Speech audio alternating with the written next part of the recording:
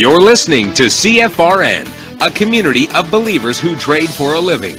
To learn more about who we are, what we do, and how we do it, call toll-free 1-866-928-3310, and we'll send you out a no-obligation information kit absolutely free. 866-928-3310. The CFRN Emini Futures Cast is now on Stitcher. Listen to us on your iPhone, Android phones, BlackBerry, and WebOS phone. Stitcher is smart radio for your phone.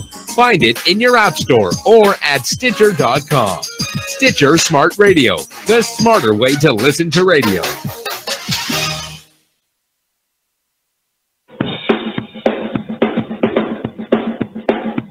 Are you ready, Steve? Andy? Yeah! Bert? Well, all right, fellas. Let's go!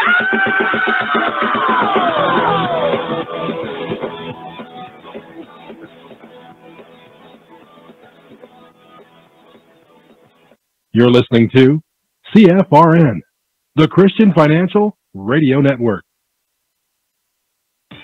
Today's broadcast is brought to you by Audible. Get a free audiobook download at www.audibletrial.com/CFRN. Over 85,000 titles. Choose from mystery, romance, religion, science, technology, business, New York Times bestsellers, even children's books. You name it, Audible has it. With 85,000 titles to choose from, you're sure to find the perfect audiobook for yourself or to give as a gift, and it's absolutely free. Just point your browser to audibletrial.com/CFRN. That's audibletrial.com/CFRN. And become a part of the audiobook revolution by downloading your free audiobook today. audibletrial.com/CFRN. Hey trader, want to get rich quick? Well, good luck with that. If on the other hand you actually want to learn how to trade, the place to be is www.cfrn.net. Tune in Monday through Friday, 9 a.m. Eastern for our daily devotional, and then spend the next 3 hours learning how it's done from professional traders who actually trade for a living. That's www.cfrn.net. Every trading day from 9 a.m. to 1 p.m. Eastern. CFRN, a community of believers who trade for a living.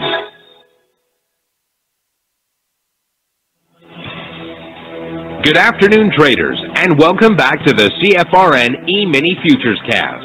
This is the daily broadcast of Indeterminate Length, where we discuss all things Emini, along with some really big ideas on the finer points of trading gold, bonds, crude, sugar, the euro, and even T-bills. Joining us today from our studios in Boston, Mr. Michael Borth. From our trading desk in Chicago, Mr. Burton Schlichter. Now, to get things started, let's go to our host and founder in Studio A, overlooking South Mountain, America's largest city park. Here's Dwayne. Good afternoon. Welcome back. Today is Wednesday, 6th day of March, 2019. Thanks so much for joining us. If you're returning, welcome back. If you're here for the very first time, a special welcome to you. We are certainly glad to have you with us. I have a chart up of the S&P 500 Emini Futures. If you cannot see the chart, go to our homepage. That's right, you can now go to our homepage at cfrn.net, and on the right-hand side, click the big microphone, follow the instructions. 30 seconds, you'll be registered. That gives you full access to the broadcast each day, the chat box, the discussion, the charts, everything. Okay? And you'll get a email each day about an hour. Now, you can opt out of that if you want, but otherwise, you'll get an email each day that reminds you, hey, the show starts in an hour, so you can get yourself situated. If you're out of the office working from a cell phone, not a problem.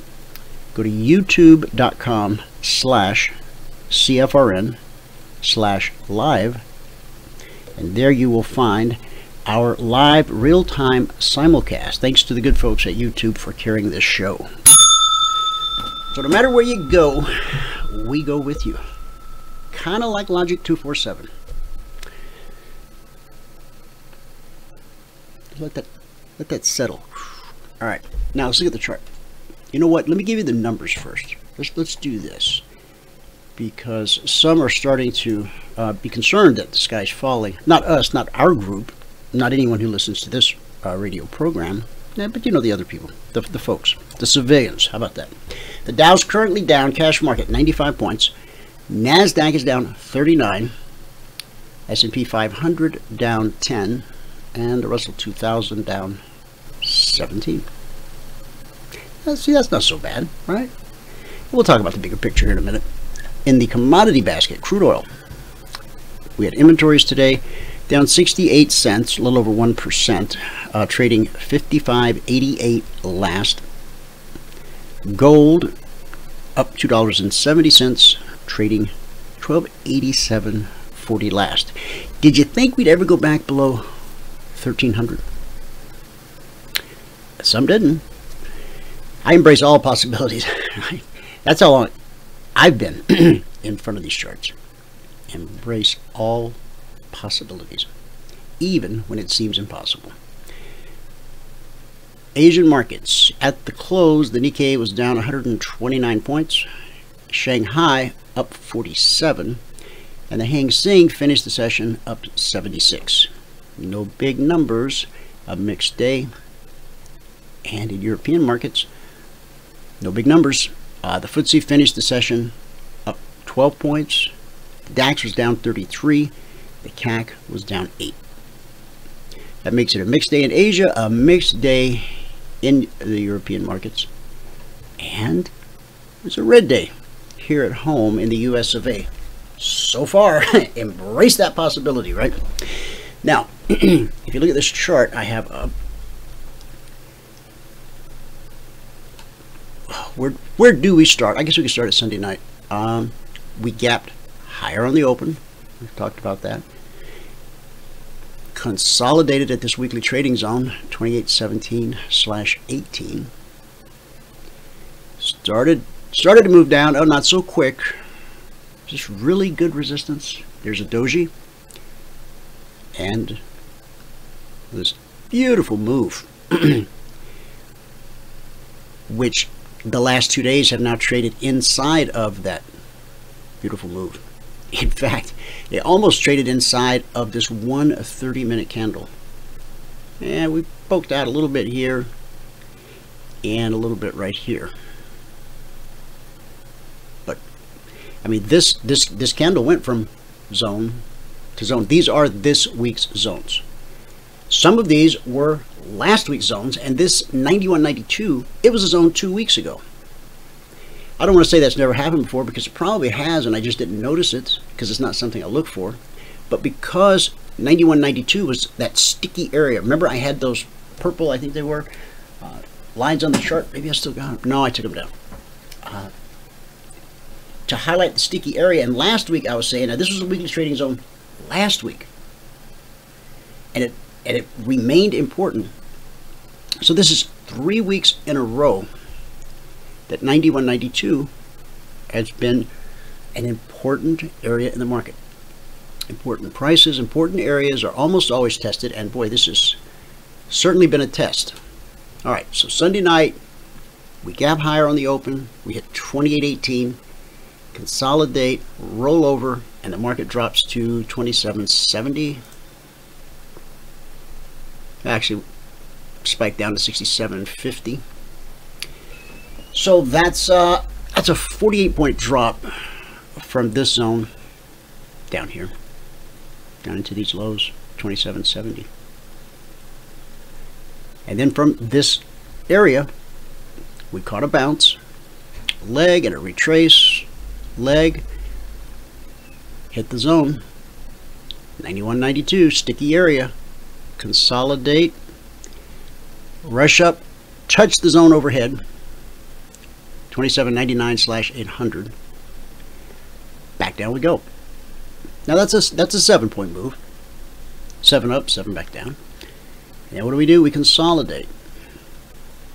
Well, is that really consolidation? Because I mean, it went way down and then this one went way up. Well, here's a bit of a litmus test. This candle is touching the zone. This candle is touching the zone. This candle, and this candle, they are touching the zone. This one, this one, this one, this one, this one, this one, this one, this one, this one, and this one, touching the zone. So, in zone parlance, does that constitute consolidation? Well, since I wrote the book, yeah, I guess it does in zone parlance. Gap lower open last night. Hey, Michael, welcome to the show. Hey, how you doing? Happy to be here. Yeah. All right, so we get a leg down, we get a retracement back up to the zone to confirm if it's going to be what? Good resistance. And then what do? We put in a leg to the downside. We hit the zone below. Again, important prices, important areas are almost always tested. And so we bounced. When we hit 75, 76, I had a telegram this morning. I don't know, Joseph, I don't know if you're in the audience right now or not, but if you are, hey, I got, here, let me just show you. He's not. NQ, he lives in, where did I tell you he lives? The Canary Islands? Oh. Yeah, someplace like that. Anyway, he only trades the NQ. So all the alerts I put out and all the things we do, he doesn't pay any attention really because he trades the NQ. And so this morning, as it came down, he said, well, I can't wait to see if that 7112, 7113 support holds. And it gave a bounce. And that's, you know, even when you have a narrative greater than the next 30-minute candle. In other words, we've talked day after day after day after day. You've been thoroughly indoctrinated that the market is due for a decline, a rest, a retracement, whatever you want to call it. All you have to do is look at a chart, any chart, a stock chart, an ETF chart, a futures chart. What happens? Price travels in one direction, up or down, leg retrace, leg retrace, leg retrace, until it can't go any further because price meets a force greater than itself, which is buyers and sellers willing to pay more or less. Follow me? Okay. All right. Now,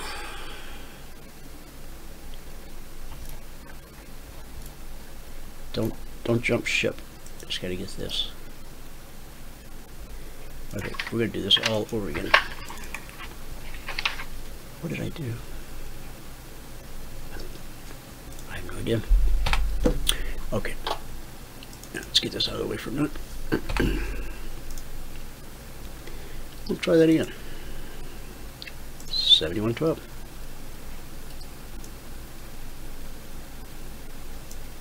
$71.13. Someday I want to be like the weatherman, and when I say stuff, it just appears on the chart. Valerie? Yeah. 71.13. Upper. Okay. Alright. So there we go. And so, from 71.12, 71.13, yeah, call it 71.16, we bounced to 36. So that's a 20-point bounce. Which is $400 per contract on the NQ. On the S&P, as we came down and hit it, we bounced up to 84, 76 to 84. 8 points, an 8-point S&P bounce, which to all the world, now you got to keep in mind that this candle right here, okay, this was a red candle. See where the wick is? At one point in the lifespan of this candle, it was a continuing red angry candle that came down, touched the zone, got that bounce, good support, boom, kicks it up 8 points, and then this right here runs into these lows. Down we go. Now we just attempted another bounce. This time we only managed to bounce from 76. We bounced to, so we get a 4-point bounce this time.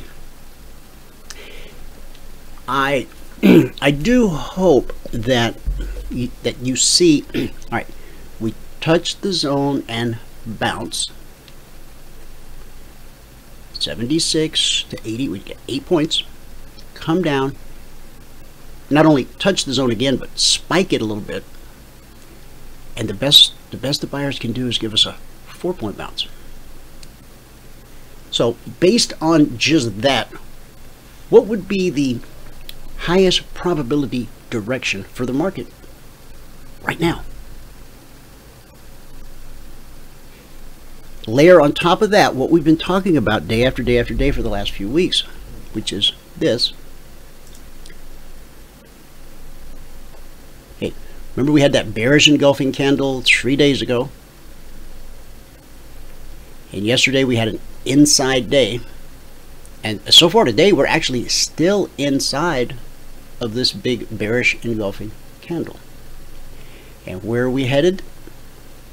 Down to the BBC at 27.67. Okay, on a 30-minute chart, when price hits that, well, actually it's on any time frame, but you see it real well on a 30-minute chart. When price hits a weekly trading zone, you get a bounce, right? If it's falling, you get a bounce. All right. So what do you think will happen when price gets to the BBC? I'm going to just guess that we get a bounce. How much of a bounce? I don't know. It could bounce it up to a reverse fib. Let's see what that looks like. Let's just go from the high to the BBC.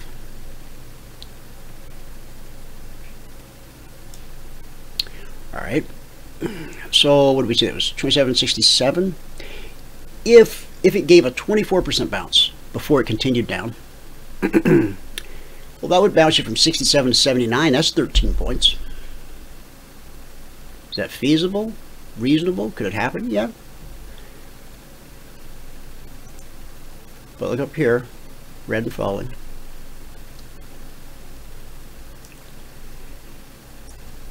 Red and duly considering starting to fall. And also, I want you to notice how the average true range, again, as I said, I showed you this yesterday, but I want to make sure if anybody missed it, I think it's important.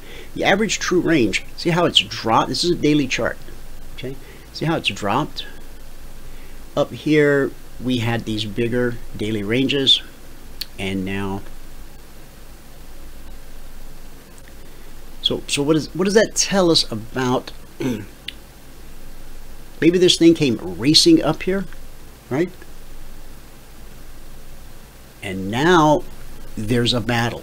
See, there wasn't much resistance on the way up. Sure, we had a red candle every now and then. One red, two green, two reds, a green, a red, two green, more greens and reds. If you ever want to know if you're in a trend or not, an uptrend will have more green candles than red, typically. And a downtrend will have more red candles. Sometimes you can just visually spot it and go, whoa, that's a green chart. Whoa, that's a red chart. Or you can use the CFRN indicators, which are color-coded for your convenience. What's this? Now, everybody looks at this and they go, man, price pulled up into a weekly trading zone that we already consolidated at and headed down. We go back up, and then we a doji. The Secret Life of Candles. Google that. The Secret Life of Candles, and read about the doji and what it means. And this isn't some Johnny-come-lately. This candle speak. It's been around for 400 years. Started by the Japanese rice traders. It's a graphic representation of trader or investor sentiment at whatever time frame you're looking at. There's no voodoo or black magic. It just is. Now, so price can't close above 28.18. Start down, get a retracement. Oh, leg, retrace. Happens all the time. Doji. And then it starts. Now we drop from 28.14 to here. 28.14 minus 27.76. 38 points. So that's a 38-point drop. Now, I'm sure everyone looks at that and goes, wow, man. Sure would have been nice to be in that. Okay. I agree wholeheartedly. How could that happen? How could you be in that? Huh. No way. Bearish cross, and then price pulled back. So yes, the CFMA one did turn blue because the market was trending up. These are 30-minute candles. In the doji. Now price, okay? Price is, no matter what chart you're looking at, no matter what time frame, price is always the clock on the wall.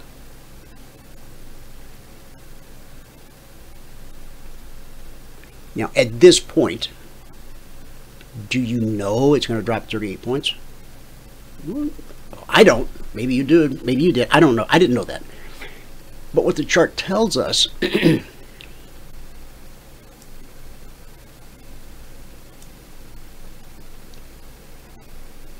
red and falling.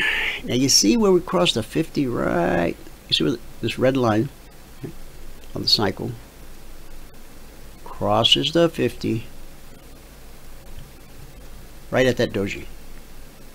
And then there was another doji after that, really. You could call it a couple different things. And so this thing rolls right back over and drops. So at this point right here, when price trades through the low of that candle, that could be, and notice that the close, that right here, this takes you back to Friday's close right here, before the gap higher open. See that? Now, did we have Concierge Trade Alerts and stuff here? Yeah, we did. Okay. Did we call for this? No. I'll be honest with you. It's all a matter of public record, so no, I won't try to fool you. Won't do a parlor trick here. But do you see that? You see? And now look what happened. The step line crossed right here. Step line crossed.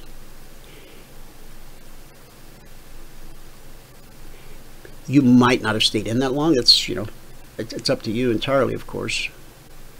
But when the step line crosses, and see, price bounced a lot off the zone. Typically, price will just start to walk sideways. Well, up here, this is the reverse or the inverse. Okay? Price goes up. Now, when this move to the upside's over, what does price do? It walks sideways. See here, whereas price bounced off of this zone, here it consolidates, it just walks sideways.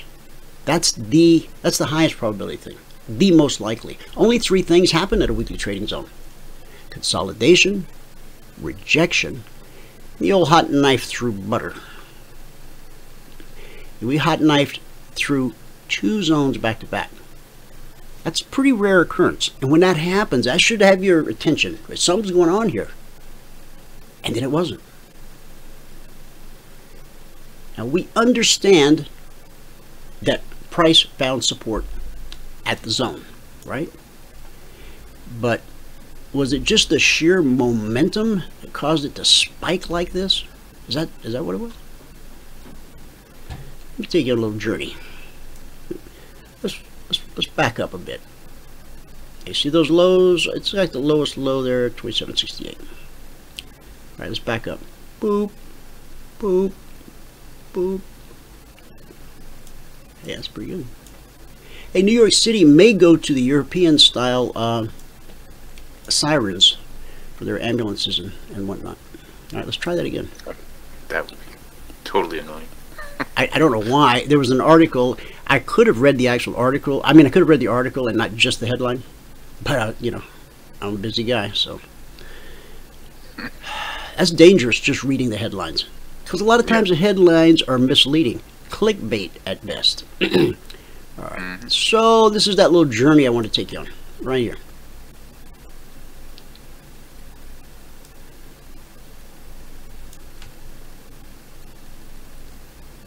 $27.67.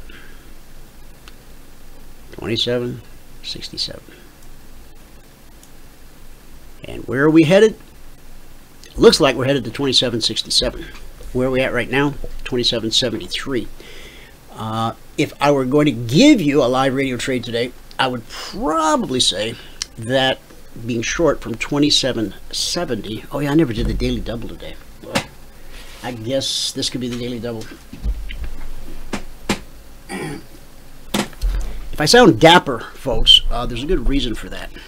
By the way, DAP's an acronym. It means disappointed, angry, and a little peeved off. So, anyway, this internet thing is making me crazy. I don't even think it's going to catch on, quite frankly. Yeah. You blame it all on Al Gore. Yeah, that guy. Found a potato in my server and it was misspelled. So, all right. So 27, we're at 74. 27.72 to 27.68. Yes, 69. 27.72 to 27.69. So that's a 3-point move. Now, the market may continue down. Do we have zones below? We do. There's one more. 27.34/27.35. If the market manages to get way down there, will that encompass our swing trade? It will. And if we hit 34.35, will that give us a good bounce? Probably will. Don't know for sure that it'll hold as good support, but it should be good for a bounce. And seeing as how tomorrow's Thursday, got two trading, well, a lot can happen in just one session. So do we have time? Do we have room to run time-wise to get to that lowest zone? We do. But there's no guarantee we're going there. Back to the daily. Okay. Now, I want you to look. Once we had the bullish cross, I want you to look at the pullbacks. There's a pullback, leg and a retracement, a leg and a retracement. Failed to put in a higher high. But then a leg, it definitely put in a higher high, and a retracement. Never pulling back to the BBC. The other day when we had this huge bearish engulfing candle, I thought to myself, well, that, you know, after the fact, as this chart continues to build, all right, days and days and days into the future, you'll look back at this right here. If the market turned up and raced higher from here, you would say, well, we got a deeper pullback there than we did the whole year. We got closer to the BBC than we've been all year. Now this daily candle looks like it wants to do business. Notice, because of the bounce we caught, you see the low of this bearish engulfing? It wasn't at the BBC the other day, but today it is, right? So if we just come down to the lows of this candle, we'll probably get a good bounce. 23.38, but I don't think it's over. But hey, that's just my opinion. All right, so the ES 30-minute, we're looking for this to decline into this area. Might it go up and hit the BBC before it comes back down? It could. It's very possible. And when we hit this area, that should be good for a bounce at least back to this zone. to confirm it as good resistance before we ultimately head down to that final zone below, if that's how it works out. Now, somebody out there has got to be asking, well, hey, wait a minute. It was support here, and here, and here.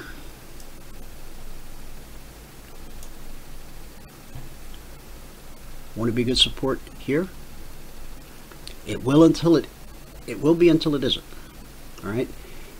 Price could come down, bounce, continue down, or price could come down, bounce, and go up and attempt to take out this high. I don't think it'll get above 91.92.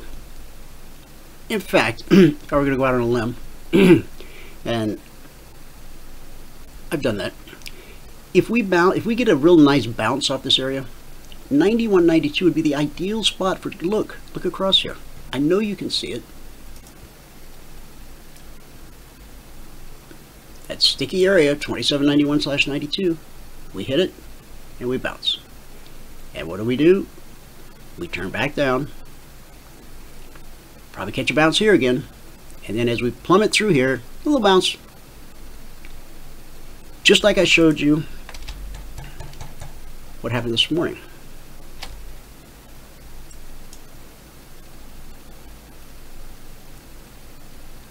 We came down,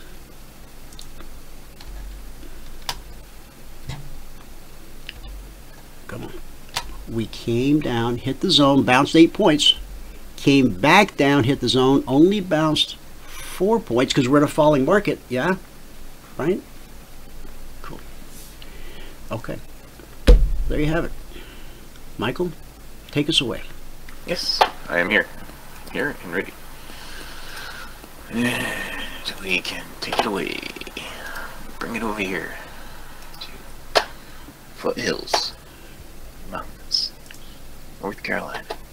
More people came, more undocumented people came across the border in the last year than the population of Durham, North Carolina. Really? Yeah, it's something like that. I heard it on the news last night. I go, oh, that's where Michael lives. North Carolina. I live in North Carolina, not Yeah. Durham. I understand. That's east. Go Duke. Yeah, go Duke. Roll Tide, roll. I don't know what any of that stuff means, but go ahead. The Crimson Tide. That's not here. That's in Auburn. I mean, it's not Auburn. It's in Alabama. It's Alabama. Okay. All right. Well, I'm going to turn this over to you. Okay. And take a long-needed vacation. All right. Okay. All right. And hopefully my microphone will continue to work. And I should be showing my screens right now, and I am. Good. And now we'll pop this up here. All right. Here we go. Good afternoon, everyone. Everything is finally working again. And anybody who sent us any emails over the last few days, they're slowly coming through right now. Okay? We haven't been ignoring you, we just haven't been able to access them. So we will get to it. Okay? In due time. Right now though, if you go to the homepage here at CFRN.net and you want to take a free trial, right over here in the right hand column it says 5-day free trial, apply.cfrn.net.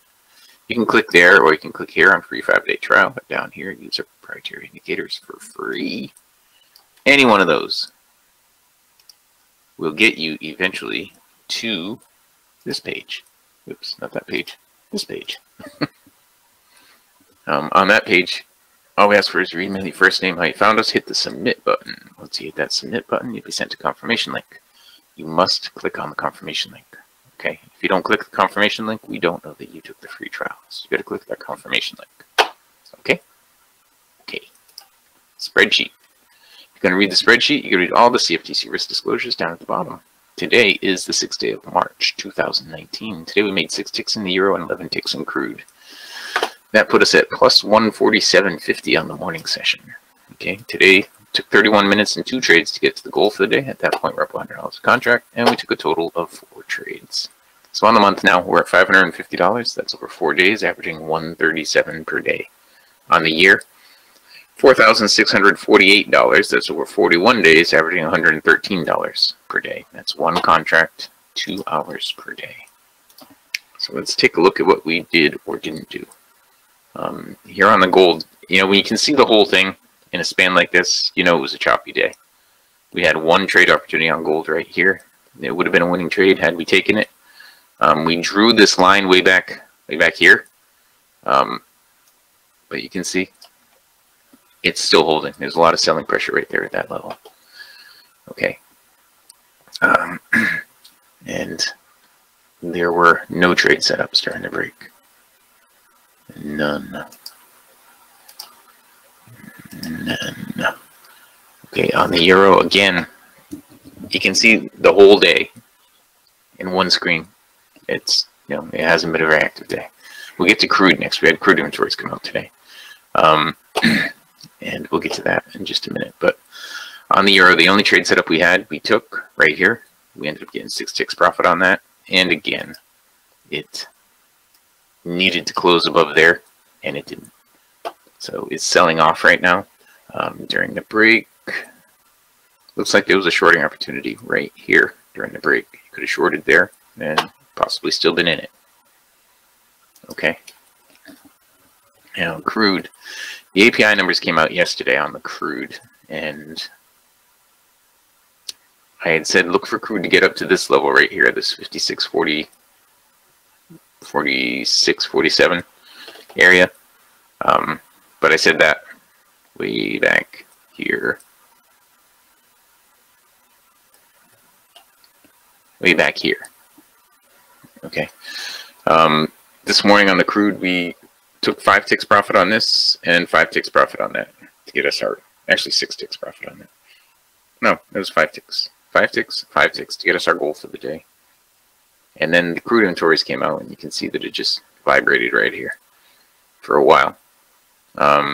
We missed along there, we missed along there, and we took 1 tick profit here to put us at plus 11. We also missed this along right here, sadly, because I did try to get into it, but I was too late. During the break, it changed directions, came down. It looks like right here there was a possible short that may have stopped you out. Also looks like right here there was a second possible short.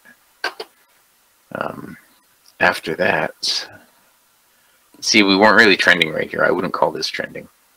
So we weren't going to do anything in there. Nothing special. Is there a zone below 68? I'm pretty sure. They put me at plus 12 in crude? I don't know. I don't know. I think it was plus 11. But anyway. During the break, there was no trading in here because it's not trending. You want to have a nice trend. Okay? 5 plus 6 plus 1. I think on that second one I got 5. I don't think I got 6. I got 5 on that second one. Because I was going just for the goal for the day. So I had to stop. Target at 5. Okay. The ES. The ES started out up here at this weekly trading zone. And then, might be, I'll check it in a minute and see if we did have a zone down below there. I wasn't doing anything until we got down below here.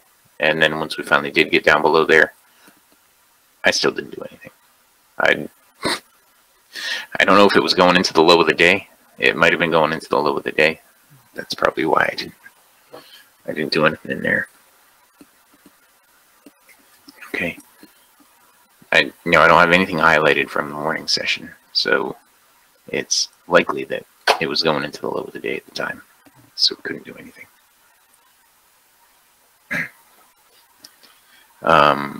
Oh, he already answered that. Okay. Okay. Hold on. 12:43. Today's Wednesday. Okay, so you see it pulled back into the zone here during the break. twice, 3 times. There, and there. Did we have any trade setups in there?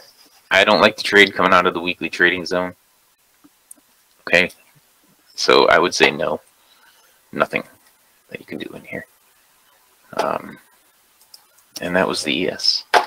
You know, the markets, we have some big news events the rest of the week. So we should see some good volatility the rest of the week. And tomorrow we have,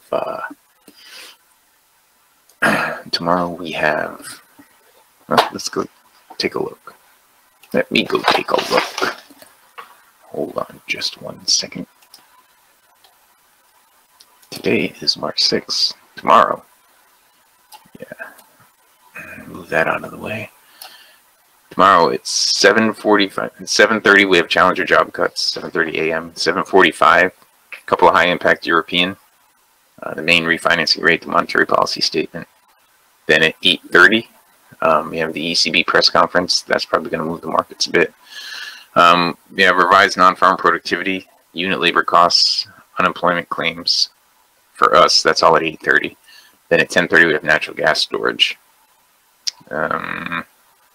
3 p.m. tomorrow afternoon, consumer credit. So we definitely have some news tomorrow.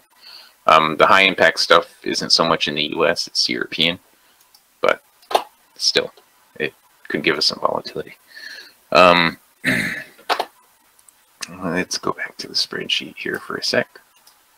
There we go. If you're going to read the spreadsheet, you read all the CFTC risk disclosures down at the bottom.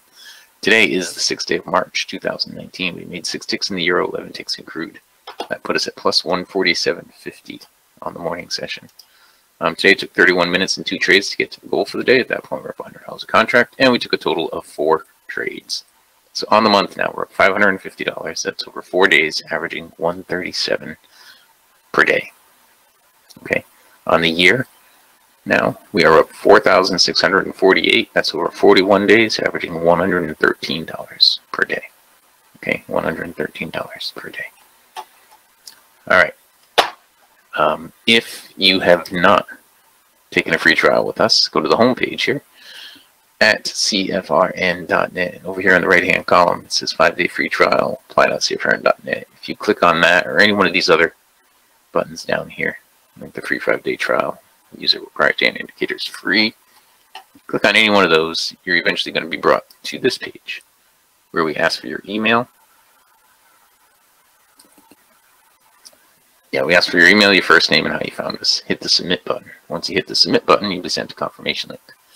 You must click on the confirmation link. Okay? If you don't click the confirmation link, you will not get a free trial. Okay? Because we don't know that you took the free trial until you click that confirmation link. All right? And yes, David, I think probably Friday. We'll check the volume on Friday morning, and we may roll from the H contract on Friday morning. Okay, we'll have to check and see. Yeah, all the H contracts that we have going, we'll have to check and see on Friday. All right.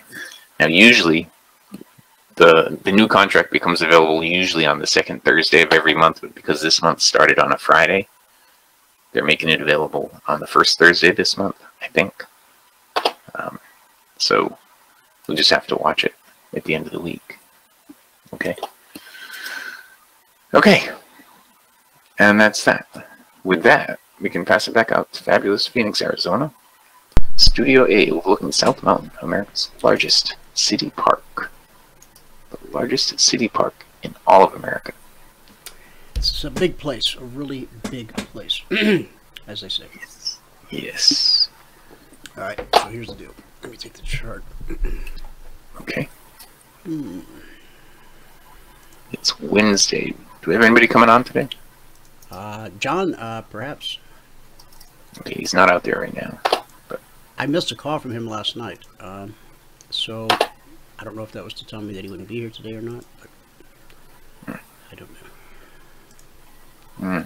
If he shows up soon, he will be here. All right, here comes price. Giddy up.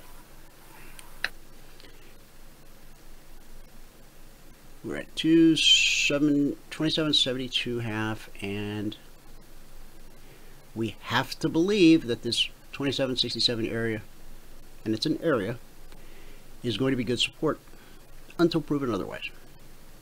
Certainly should be good for a bounce. We'll see. Now,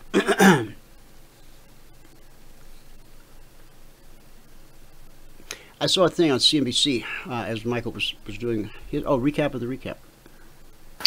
Today it took 31 minutes and 2 trades to get to $100 per contract. 31 minutes and 2 trades. Good bingo. Bingo. Bazinga. Bazinga. Now, here's the deal. On CNBC, they said something to the effect of, and this came out a little bit ago, stocks see their biggest surge of the session.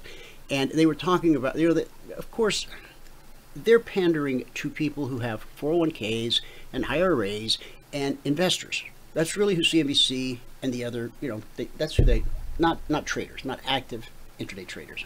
And you would do well to write that down if you get any kind of advice or guidance or direction from them, because they're talking real big picture and not very specifically in most cases. All right. Now, we have a clear understanding of what happened right here. They're speculating that it might be the positive talks underway with China. They're trying to find something to hang this bounce on right here. They don't have this level of understanding that partners, passport holders, and you, the radio audience, have because of the zone. Now, let me say this. There's plenty of people out there that got plenty of things that we don't have or we don't know. Okay, well, I'm not going to worry about what somebody else has. I only want to be concerned with what I have, and I want to make sure that it's a market truth that I can, to a degree, hang my hat on it, which I think over the last 10 years, I think the weekly trading zones have really, they've earned their gold watch after another 10 years. If they do the second 10 years like they did the first 10, they will have earned their gold watch. So, all right. We'll see. Now, so we understand why we got the bounce. We understand why we got the lower bounce. And we understand the bounce coming. But in light of that, we also understand that all of those things can happen. And as long as price stays below this BBC right here, we're going to continue to expect or anticipate lower prices. You see, when price is above the BBC, we expect higher prices. When it's below, lower prices. Above, higher. Below, lower. Higher, lower, higher, lower. Okay, class dismissed. I mean, I'm not going to say it's easy, because it's not. There's nothing about trading that's easy. But it can be simple. If you've got these horizontal lines on your chart, and you have these, what did that guy call them that day that he came on the show years ago, back in like 2006? What did he call them? Curvy lines? No, he didn't call them curvy. Oh, squiggly lines. Squiggly lines, that's right. So if you got these horizontal lines and you got these squiggly lines, what was his name? His name was, he had like a handle he uses on the I don't remember. The rumpled one. But, yeah, that's right. Yeah, and his avatar is a picture of him fishing from behind, so you can't see his face. The rumpled one. I don't hang out in those places anymore on the internet, but I wonder if he's still out there. I'm sure he must be. I don't know. He used to write a lot of code. He wrote so many indicators, and he never once taught anybody how. They didn't even come with a PDF or set of instructions. He would come on, he would make the indicator available, he would come and brag about how much money he made on it, or not brag, but just say, I kind of believe the guy. But everybody would say, well, dude, teach me how to read it. Teach me how to use it. And it was all it was some fuzzy logic there. So, yeah. With Logic 247, nothing's fuzzy. I mean, it is what it is. And I know that for many of you, last 2 days as we ground through this area and this area, I know that some of you are sitting there going, dang, man, why don't they got put out alert? Until opportunity presents itself, there is no alert. And for some of you, that will be the most valuable thing that you find as a passport holder. When Logic 247 goes silent, there's no opportunity. Now, you're going to go, well, what do you mean no opportunity? They went up here, then it went down here, they went up here, and then it went down here. Huh. Yeah. All right. Let me know how that works out, okay? Because I don't want any part of it, really. And I don't want any of you to have any part of it because I don't want to see you get hurt. I don't want to see you blow up your account. I don't want to see you get frustrated and aggravated and ultimately constipated. And then what are you going to do? All right, moving on. What else? What else? We've really covered the S&P good. And now whatever I said about the S&P, if I go over here to the Russell, they're pretty much the same.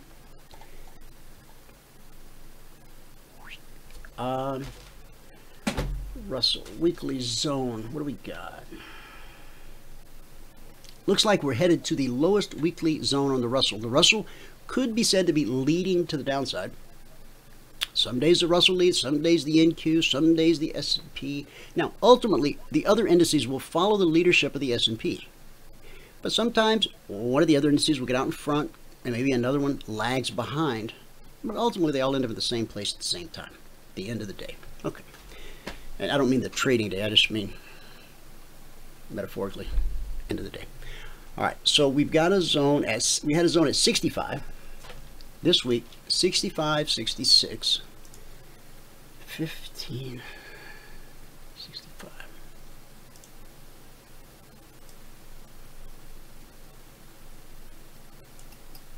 $65.66. Okay.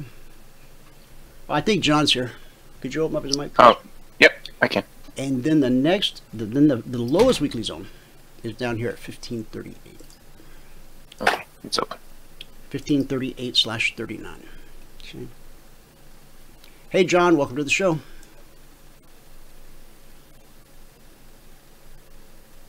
John? Well, his mic's open. Yeah. Well, let me He's jingle. going to use it. Let me jingle him back. Okay. Hi. Hey, There he is. There he is. Okay. Welcome to the show. Sorry, missed you yesterday. Thanks. Or was it? No, we didn't miss you yesterday. The day before. Okay. Yeah, we made it yesterday. It's all a blur. What I was going to say, I was just watching your commentary there before I came on, and you know what's interesting is sometimes when we make a top like we made the last couple of days, it would just turn out to be a kind of a double top of sorts. The market takes time to give it up. You know, it doesn't give it up too easy. And by the way, that's a big outside day. Now, I call it a bearish engulfing, John. It's both ways. Now, it some works. people would argue that because the body closed above the low of this candle, that it's really not. But I say it really is, because price really did go down. It is. It's a bad pattern. You know, if it breaks down like it is doing, it's generally not good. And what Bearish tends to engulfing happen after a 10-week climb. I don't think there's anything more bearish out there. Probably not. And the thing is, look, it's a little bit like, remember, we called the highs back in October, early October, a month before the election, right? And everything was fine. And, you know, even though the polls were coming in that the Dems were going to win, blue wave and all that stuff, you know, the market didn't really, didn't kind of react to it until really getting into the first week of October. Very similar to 87, I might add. Remember, we talked about the first day of October was the high, just the same way as it was in 87. And we all know where it went after that. Just a second. Go ahead.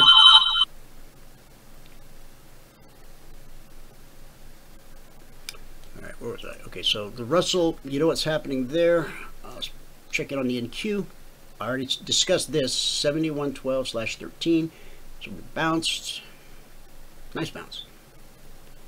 Leg retrace. Leg retrace. Leg. Now below 7112/13, 7079/7080. Okay. All right. The Dow.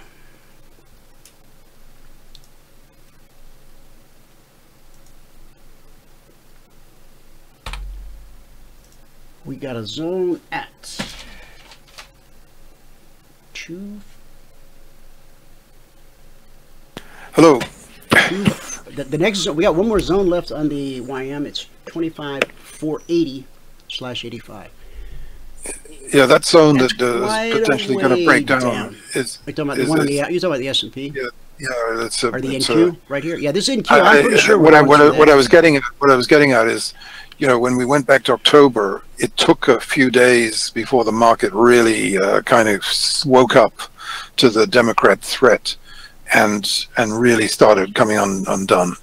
I think we've got the same thing happening now, where, you know, this impeachment going thrown around a lot.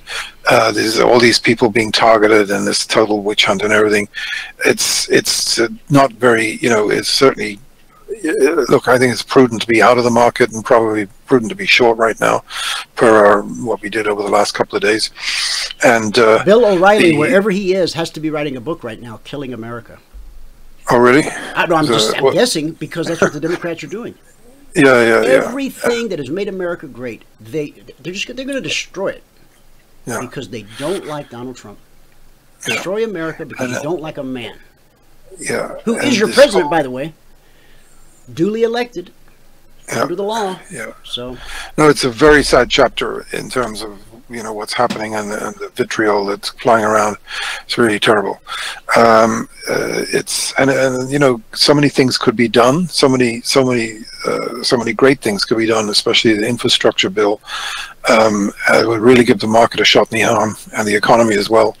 And the other thing is, you know, there is a chance that the notwithstanding some of the big stocks like Facebook and Google could do pretty well. There's a pretty good chances, you know, an increasing number of companies might not meet their expectations in the first quarter, especially if the growth comes in. You know, if you go back and look at all the first quarters over the last 10 years, a lot of them came in pretty weak, you know, so if we suddenly find ourselves back at 1% or something, which could happen, that would be pretty, you know, that would certainly give that could cause a pretty big sell-off, actually. Now, did the ADP number come out this morning on the jobs? I believe it did, John. I was looking at. Let me take a peek. Today is Wednesday. Okay. Now, which report were you looking for? ADP non-farm I think it's payroll? ADP whatever. Yeah, right. The previous, or the forecast, was for 189,000. It came in at 183. Yeah, a little bit off. So it's a Not necessarily. red number. And now the previous number was 300,000. Right. So that's a big deal. And now look, if there's an upside surprise on the actual number on Friday, that could change it. You know, that could certainly maybe create some kind of an attempt at a retest or break back up. We have beige book today, but that doesn't move the markets too much. It used to, more so, but not so much today. And look at you know, 28. See the 2800 there. You know, we broke it down on the downside, came up and tested it. Coming off a number like that and going lower and starting to make new lows is generally not a very good sign. And you know, the Dow was still good ways over 25,000, but we're coming, you know, we've kind of come out. We came off the 26,000 number the same way. So, and look, the other thing that's kind of bothering me is I was looking at the sugar this morning. That's taken a big hit. It looked like it was going higher, and it's just totally reversed and is back in a big slump. I mean, I know there's a lot, you know, part of the thing with sugar these days is how many sweeteners are probably replacing the sugar market in a lot of ways, and maybe the manufacturers are using less sugar and corn and syrup and all that in products, and especially in diet drinks. The beans, I mean, you know, we talked about this a couple of days ago, and I remember I said it was a 3-wave rally, like off the previous lows. Couldn't get any higher. Actually gave a pretty big sell signal, and here we are. We give them everything back that we made last week. It's crazy. I mean, this is just not very good action at all, and it's really troubling now that these grains. You know, it's starting to look like they're going to break down. Especially if the report that comes out next week is negative. I mean, you could really get clobbered, you know, in these grains.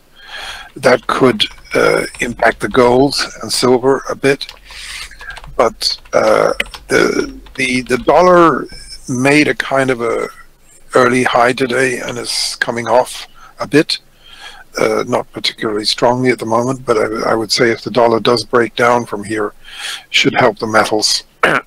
And gold, palladium is back up again, which is usually, you know, it tends to lead the metals. So, and you know, if they were to, they need to kind of make a bit of a stand here, and you know, we need a decent update to kind of shake out the bearishness that's been around them. But you know, listen, we're hanging around the 1285 area. That's where I think there's pretty good support, and you know, it could test the 1275 one more time. But as long as it holds in this quadrant, you know, this upper quadrant of the 1200, I think we're probably going to be okay on the metals. There might be a bottom on March the 15th, you know, which is coming up. And that's very often you know, any time leading either side of March 15th can often be a turning point for gold. The Ides of March. So, yeah, I'd be watching for that. Now the other thing is we called the VIX lows yesterday, and if you look at the VIX, it's TVIX these days. Okay.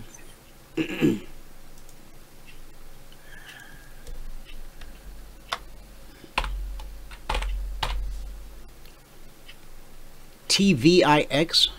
Correct. I'm getting... Oh, there we go. Yeah, sort of a double bottom there. And potentially poised for further upside here, you know, which could accelerate. If you look at the daily, it looks... Sure. You bet. You know, not necessarily. By the way, you know, if you look at Google and a few other these stocks, the way they rallied, you know, and what I'm thinking is I was just looking at Amazon this morning. Yeah, Amazon as well. It's been pretty strong, but you know, if this is kind of nipped in the bud, high. No, there's the high, lower high, another lower high, now another lower high. You know, whether it's the jobs thing or something else, you know, I mean, right now you've got to be bearish because it's kind of, you know, making new lows on the day and over the week, pretty much. So, you know, until that changes, until some sort of an opposite result came in, some sort of a decent reversal, you have to hold to that. What's Google's symbol? It's not Goog anymore, is it? Yeah, it's Goog and Google. Goog is good. I never look at it, so there we go. Yeah. Oh, it comes up as alphabet. Yeah. All right. See, Google's pretty strong, and the thing is this: look, if for any reason the market reverses and gets some reason to go sharply higher, you know, I think you'd get an extended rally, you know, out of Google and Amazon and some of these other stocks.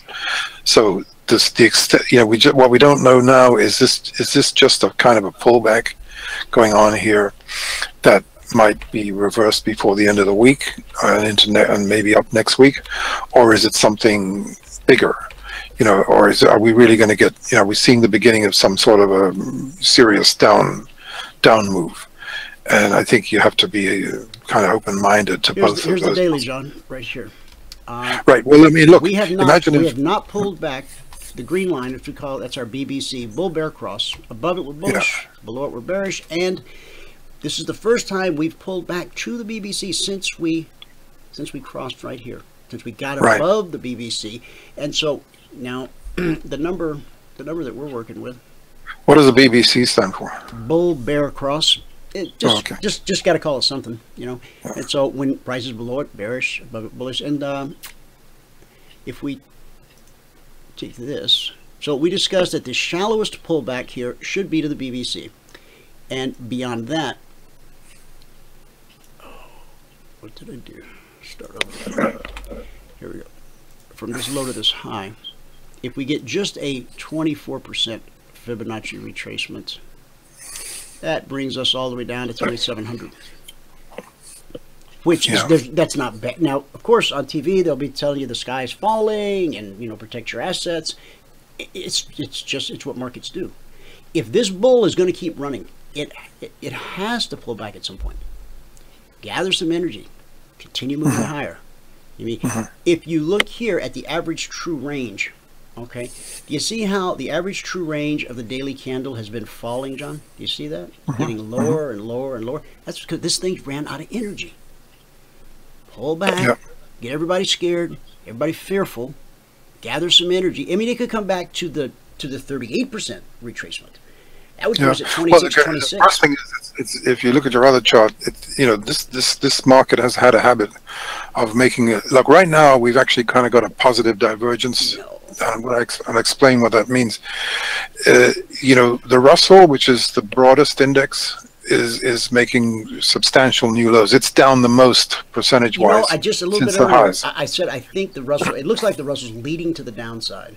Exactly, and that's a very bad sign when that happens. And the Russell has been really leading the charge on the way up. You know, for most of this rally, it's been the opposite. So. Now, does that mean it's the end of the world? No, it doesn't, because you've got to be very careful with these Russells and the mid-cap. They can turn on a dime and they can come roaring back just when you least expect it. So, and why would they do that today? Now, ordinarily, I'd prefer if the Russell wasn't making new lows versus the other indices. Here's the Russell. Right. Yeah.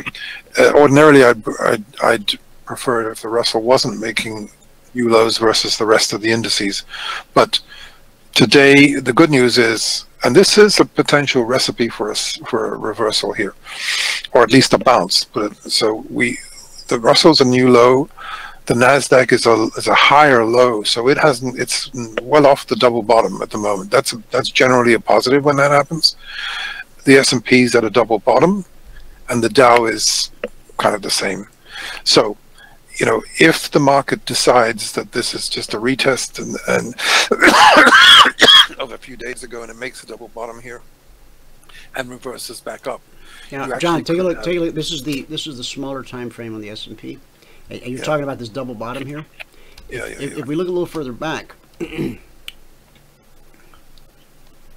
was support here, support here. So we got 1, 2, 3, 4. Yeah. That's we're talking about a quadruple. Not one to bet on too aggressively. I probably want to bet on the downside, because the fourth. But if it's the fourth time breaking, it's probably going to break. I think we'll get a bounce. I think we'll get a bounce out of getting down into that area, down into those lows. We'll get a bounce, but ultimately we're going to. I think we're going to see 2,700 at a minimum. If we don't. Now, if this BBC, and it very well could become good support on the daily, I just messed my charts all up. Yeah, it's actually a pretty menacing, you know, looking chart that you just showed there. Boy, you know, because this is sort of like a repeat of October. Yeah. This one? The other one was where the trend's broken, and look, the semiconductors, you know, just about everything that was winning last week is losing this week now, and especially the semiconductors, which are off pretty sharply. They really being the strongest sector. Secondly, you know, even the big stocks are caving, Google and Amazon, and there is a risk of a sort of repeat of what happened in October. It's coming in a little bit early on the timeline as far as March is concerned, but you know, we're not in 87 anymore. We're in 2019.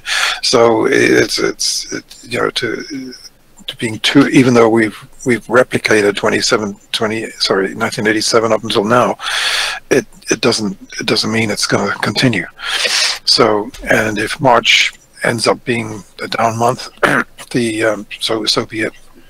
But look, in 87, I have to go back and look at it, but I think it was towards the end of March it started breaking, and look, remember in 2000, which is different from this year, but in 2000, well, in a way it's similar, because we did make an all-time high in 2000 in the first quarter, and April, you know, we started cracking. Actually, we started cracking right about the same time as now. March the 10th was the first high, and March the 24th was the second high in 2000. That was when I put out that sell signal. That was the last time the Nasdaq was over 5,000 for the next 12 years or something. So there's a risk of that happening towards the end of this month. And April the 5th turned out to be the biggest down day in history, you know, in the 2000, in the year 2000. So, you know, we had the biggest up move in history a few weeks, you know, a month or two back. Don't believe that we can't have you know, something similar on the downside that might, you know, be close to getting to the bottom of a correction. So, especially if 25,000 gets taken on the downside or something like that. And also keep in mind that today's Wednesday, we're already down a bunch. You know, we're down almost 200 points on the Dow. We're sort of, you know, we could have one of those 87 type scenarios where, you know, Tuesday started the rout, Wednesday, Thursday, Friday. You know, if Thursday can't rally and Friday can't rally, you know, watch out on Monday. So that's you've got to keep that in mind too. Yes, I agree. I agree. What else you want to cover? Actually, you know, there's a lot of stocks getting hit hard today. You know, the Xilinx, for example, which has done extremely well since we highlighted it. T-Mobile is under pressure today too. TMUS, right? Yeah, right. Hey, I saw that you left me a voicemail last night. I'm sorry I missed your call, and I haven't listened to the voicemail yet, but I will. Yeah, I tell you what, I don't know how it happened, but you know, sometimes when you make a few keystrokes, you can accidentally hit something, or if you hit two keys together, it activates some crazy thing. Oh, was it an accident? So was the message an accident? No, okay. I lost one page of sticky notes with a whole bunch of stuff on it, and I was trying to retrieve it, but it's needs somebody like you, I think, to help. I'll be happy to help if I can. Yeah, no, it's not the end of the world. I didn't have too much on that thing, but it just you know. What day did we first talk about TMUS? Oh, that was a while ago. Yeah. Well, we thought we thought it looked like a move higher, and there's the move higher. Yeah, it got up to. I was actually going to mention that it got up to 74. You should be just right at support right here. This support holds.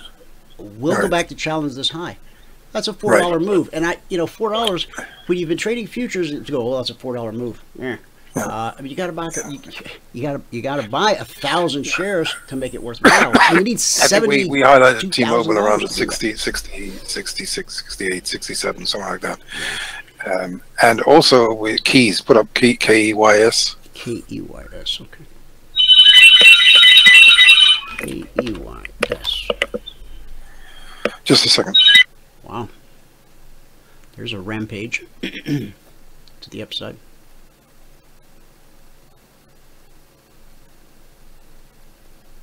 Okay.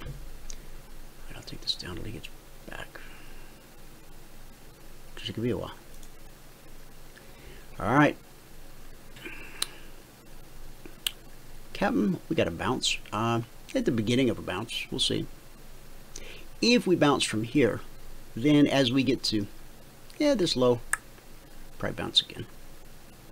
So the swing low so far, 69.5. We were looking for 67. We were looking for the bounce at 67, John, and it looks like it's coming in at the low of 69.5. Yeah, yeah. But the farthest we expect it to bounce, well, really the farthest I expect it to bounce here is back up to the BBC. If it gets past the BBC, then this 2791/92, which has been a very important area for 3 weeks running, I don't see it going back above that. Yeah. No, it's interesting how this thing comes out of nowhere. You know, when this market turns, you got to be pretty much on your feet to catch it. So it looks like we're going to bounce a bit here, and look, it could be a big bounce. I mean, if this thing is a recovery, and remember we've been in a very, very strong market.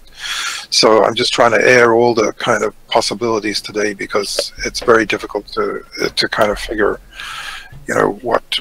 Given the market's been so strong, you know, you have to be, even though it's turned out well for us in the last couple of days, because I've actually been very what's the word, infrequent with I've tried a sort of a new thing. We basically had a long position since the end of last year, had a couple of ins and outs, but basically been up until just a couple of days ago, when I didn't like that higher opening on Monday morning.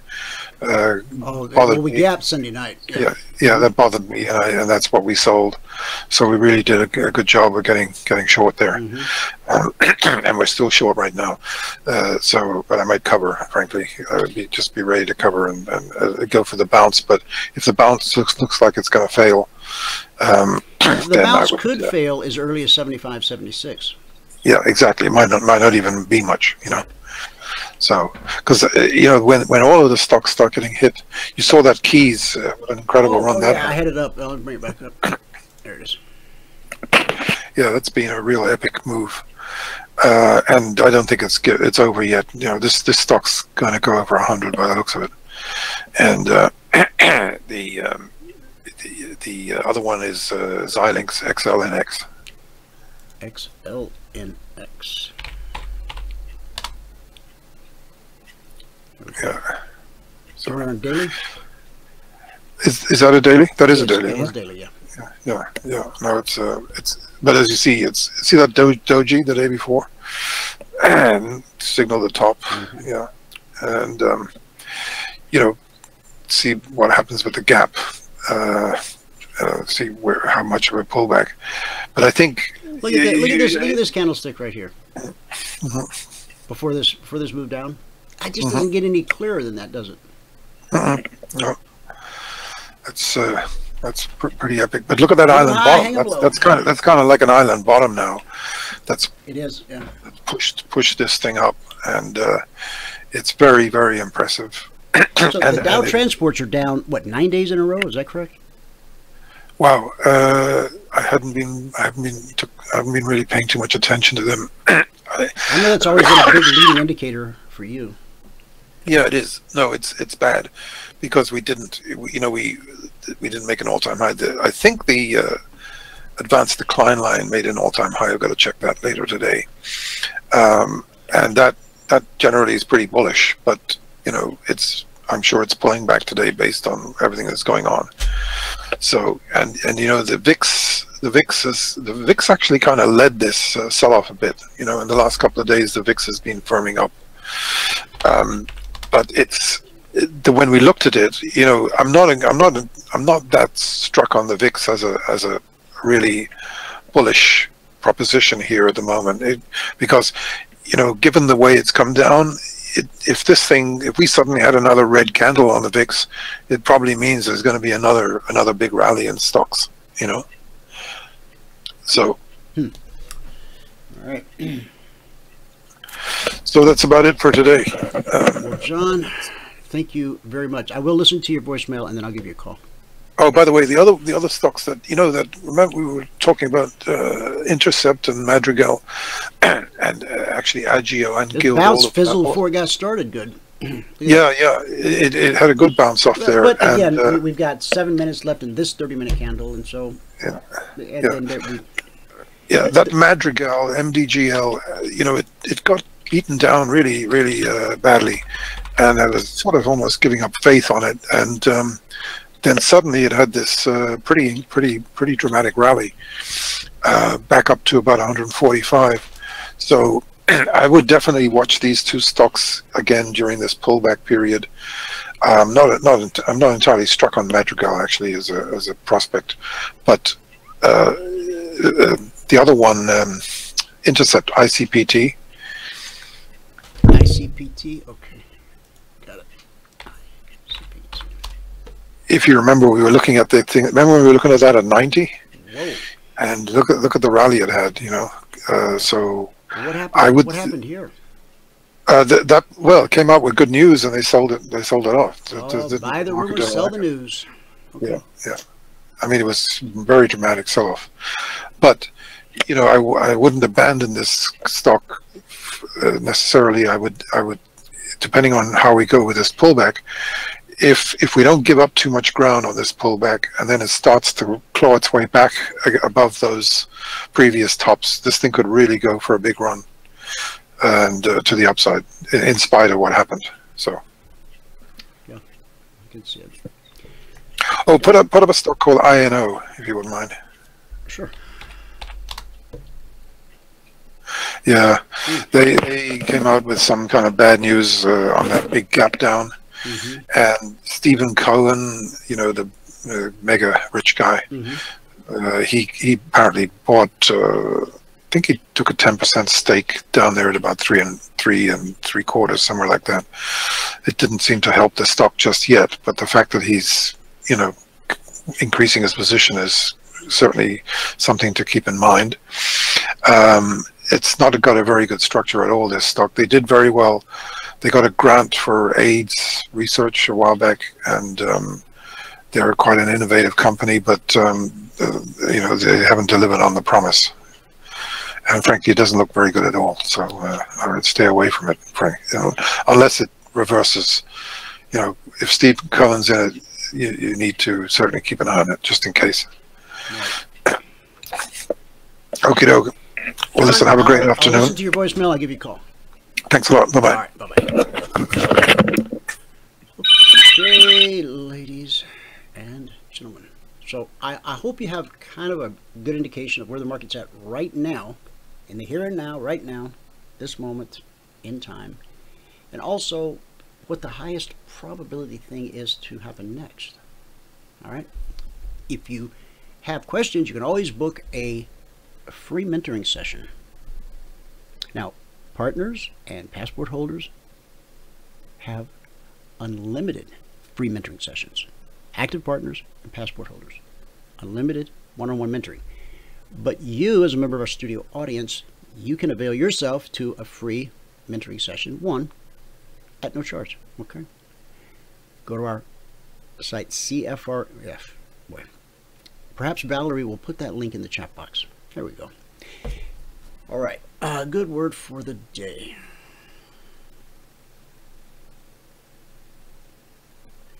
Now that I fixed the website, by the grace of God, or the email, which Squarespace and Cloudbrick and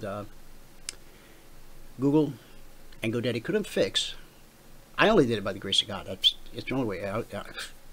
Come on. But I'm starting to feel really bad about the things I said to the folks at Squarespace and Cloudbrick. GoDaddy, you can't get mad at them because they have a telephone. You can actually call and talk to them. I had to upgrade our G Suite package to be able to call Google and talk to them, but I spent an hour talking to a very nice young lady last night. You go, sir, there's nothing we can do to help you. Which is the same thing that Squarespace, GoDaddy, and Cloudbrick said. But at least, GoDaddy, you can call them at 2 a.m. in the morning. They're bright and cheerful and happy to help. And they don't try to sell you stuff as much as they used to. In fact, there's probably a sticky note on my file.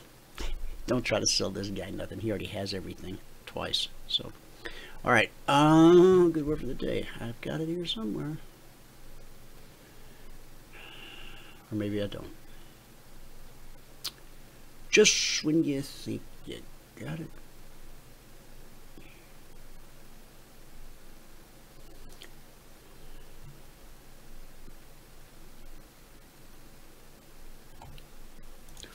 All right, we'll go around the mountain the long way.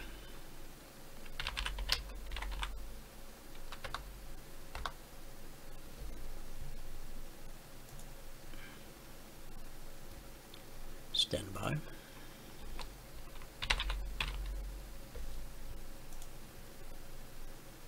Still checking.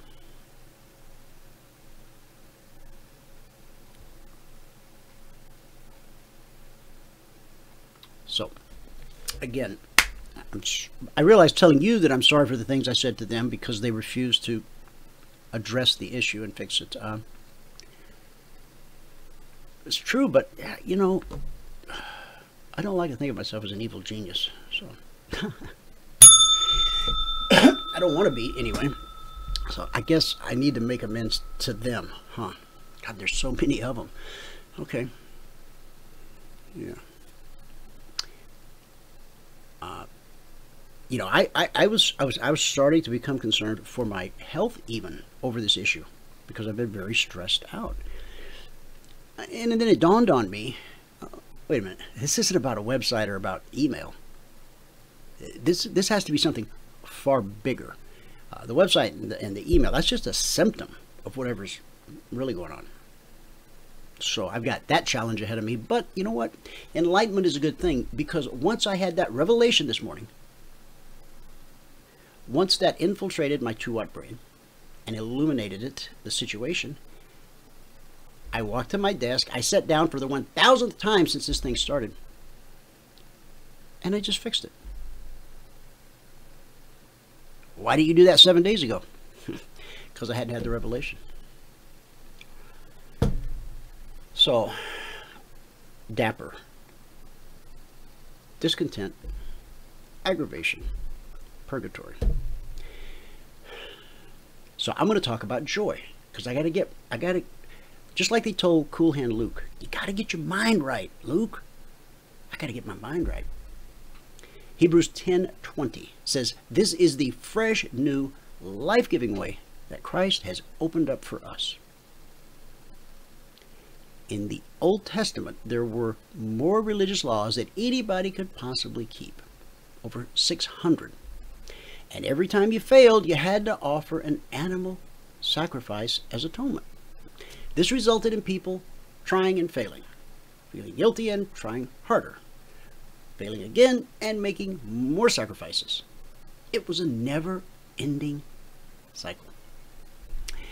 Then Jesus showed up, and he opened up this fresh, new, life-giving way for us to have a personal relationship with God. Something the Jewish people, you know, and I'm not saying it's any kind of offensive way, it's just not part of their understanding of who God is. It's not a personal relationship kind of a thing. I was schooled on that very well by my previous accountant, Evelyn Bunny Budd. She was my Jewish grandmother and my accountant for many years, and God, I miss her. But she and I used to have these discussions up on Mars Hill. I would try to explain to her this personal relationship I had with God, and she would just sit there all knowing and smile and say, yeah, I don't think so. I think God's got more to do than get involved with your mundane everyday affairs, your flat tire and all that kind of stuff. Wow, that's a sticking point, right? But then Jesus came and opened up the fresh, new, life-giving way for us to have a relationship, a personal relationship with God. His way included forgiveness for sin, the replacement of sacrifices with faith in Him. Can you imagine if we still had to burn sacrifices today? Oh, Ocasio-Cortez would just,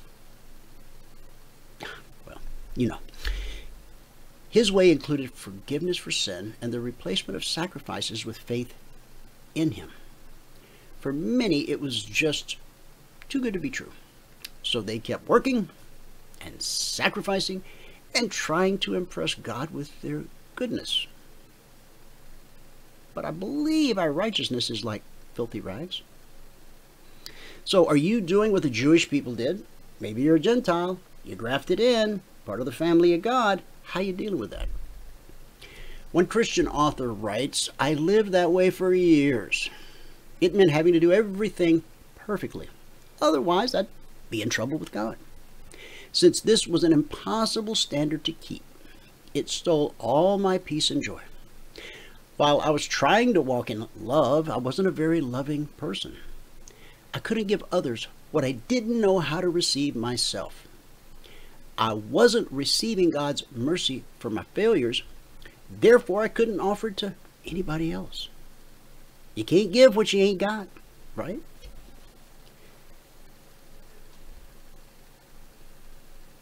I tried to follow the rules. Many that weren't even scriptural, just things to feel guilty about. But thank God I don't have to live that way anymore.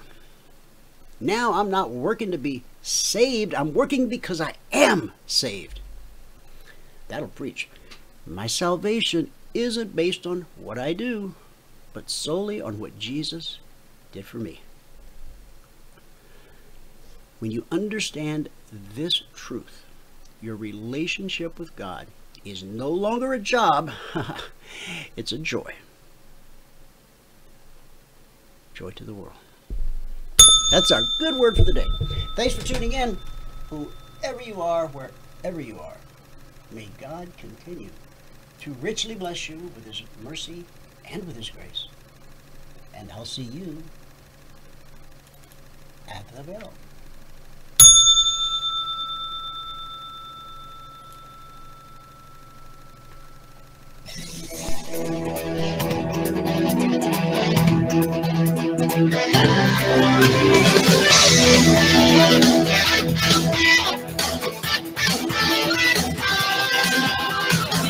Remember this, there is no greater return on investment than to see a human life changed and given hope.